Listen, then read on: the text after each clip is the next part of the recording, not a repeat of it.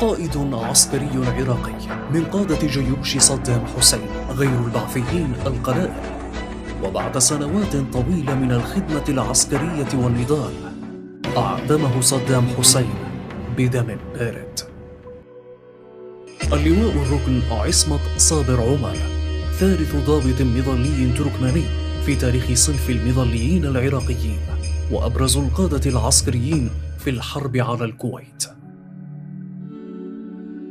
في 22 من أيلول عام 1980، وبعد اندلاع حرب الخليج الأولى مع إيران، ولما قدمه عصمت صابر من بطولات فيها،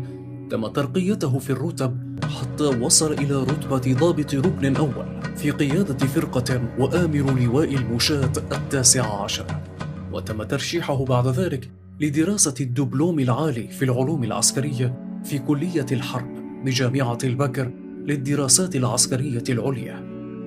وكلف بقيادة قوة حماية منشأة عكاشات في أقصى غربي العراق لاستخراج مادة الفوسفات، ليتم ترقيته بعد ذلك إلى رتبة عميد ركن، وتقلد منصب قائد للقوات الخاصة، وأظهر براعته في الحرب العراقية الإيرانية حتى انتهائها عام 1988.